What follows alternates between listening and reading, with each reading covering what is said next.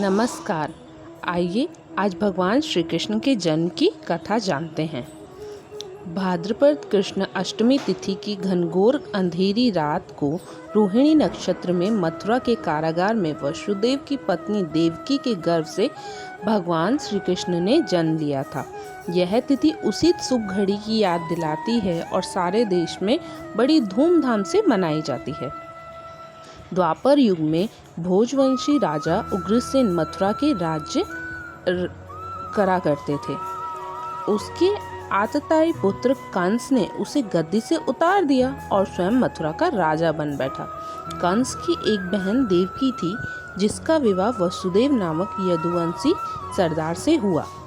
एक समय कंस अपनी बहन देवकी को उसके ससुराल पहुंचाने जा रहा था। रास्ते में आकाशवाणी हुई, हे कंस, जिस देवकी को तू बड़े प्रेम से ले जा रहा है, उसी में तेरा काल बसता है। इसी के गर्भ से उत्पन्न 8वां बालक तेरा वध करेगा। यह सुनकर कंस वसुदेव को मारने के लिए उद्यत हुआ।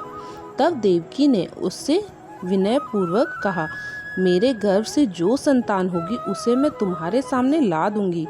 बहनोई को मारने से क्या लाभ है। कंस ने देवकी की बात मान ली और मथुरा वापस चला आया। उसने वसुदेव और देवकी को कारागृह में डाल दिया।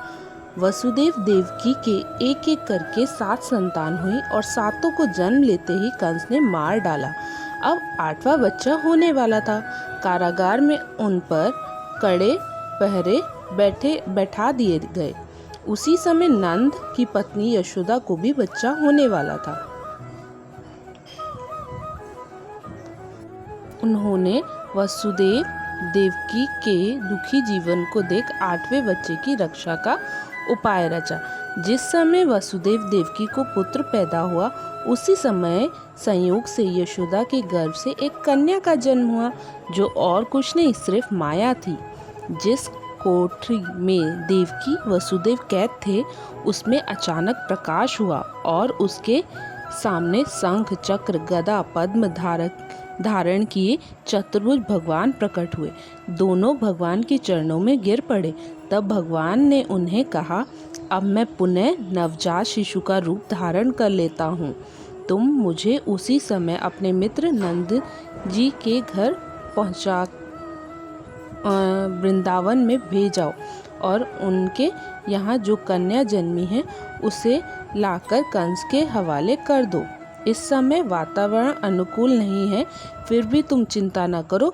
जागते हुए पहरेदार सो जाएंगे, कारागृह के फाटक अपने आप खुल जाएंगे और उफनती अथवा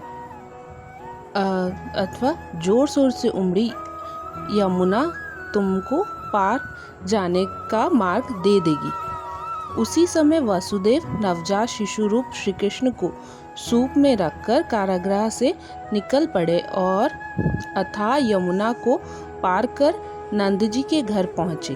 वहाँ उन्होंने नवजात शिशु को यशोदा के हाथ सुला दिया और कन्या को लेकर मथुरा आ गए।